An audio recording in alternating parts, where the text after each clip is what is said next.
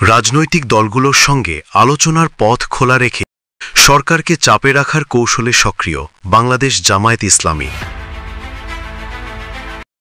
দলটি রাজনৈতিক ঐক্যমত্যের লক্ষ্যে বিএনপিকে দায়িত্ব নিয়ে আলোচনার আহ্বান যেমন জানিয়েছে, তেমনি সরকারকেও রেফারির ভূমিকা নিতে বলেছে।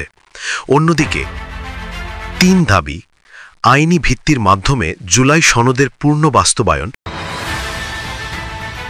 ঐক্যমত কমিশনের সুপারিশের আলোকে অবিলম্বে জরুরি আদেশ জারি এবং জাতীয় নির্বাচনের আগেই গণভোটের স্পষ্ট দলীয় অবস্থান জানান দিয়ে সরকারকে চাপে রাখার কৌশলে যুগপৎ আন্দোলনের সঙ্গীদের নিয়ে সক্রিয় রয়েছে জামায়াতে ইসলামী। নির্বাচনের সঙ্গে গণতন্ত্রের কোনো সম্পর্ক নেই বলে মন্তব্য করেছেন রাষ্ট্রচিন্তক ও কবি ফরহাদ মোজহার। সোমবার জাতীয় প্রেসক্লাবের তফাজ্জুল হোসেন মানিক মিয়া হলে center for democracy and peace স্টাডিজের উদ্যোগে আয়োজিত এক আলোচনা সভায় প্রধান অতিথির বক্তব্যে তিনি এ মন্তব্য করেন। ফরহাদ মোজহার বলেন, যদি আমরা কিছু করতে চাই তাহলে দয়া করে নির্বাচনের ধারণাটা বাদ দেন। নির্বাচন মানেই গণতন্ত্র, এটা মারাত্মক ভুল। নির্বাচনের সঙ্গে গণতন্ত্রের কোনো সম্পর্ক নেই।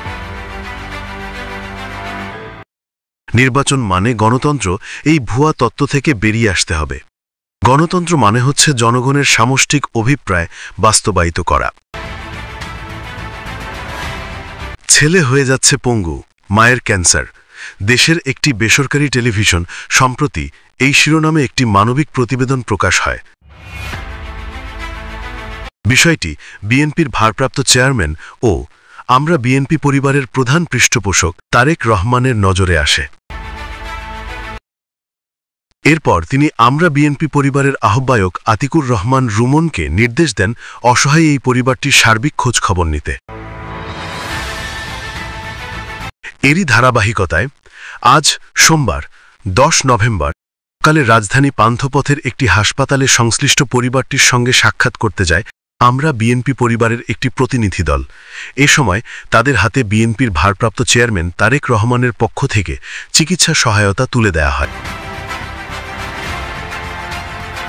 সাক্ষাৎকালে সংগঠনটির আহ্বায়ক আতিকুর রহমান রুমন সংশ্লিষ্ট পরিবারটির প্রতি বিএনপির ভারপ্রাপ্ত চেয়ারম্যান তারেক রহমানের সহমর্মিতার বার্তা পৌঁছে দেন এবং তাদের পাশে থাকার প্রত্যয় ব্যক্ত করেন। অতীতের অস্বস্থতা ও প্রশ্নবিদ্ধ নির্বাচনের সংস্কৃতি থেকে বের হয়ে জাতিকে গ্রহণযোগ্য নির্বাচন উপহার দিতে হবে, আর অতীতের কলঙ্ক মুছতে সুষ্ঠু, অবাধ ও ভালো নির্বাচনের বিকল্প নেই। সোমবার 10 নভেম্বর নির্বাচন কমিশনার আনোয়ারুল ইসলাম সরকার এসব কথা বলেন।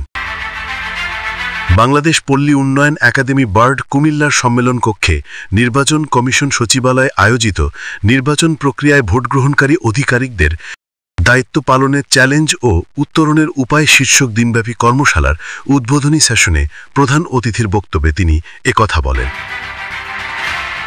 বার্ড কুমিল্লার যুগ্ম পরিচালক ও ডৌরে মনির, সহপরিচালকগণ ও কমিশন সচিবালয়ের উন্নত কর্মকর্তারা এই কর্মশালায় উপস্থিত ছিলেন।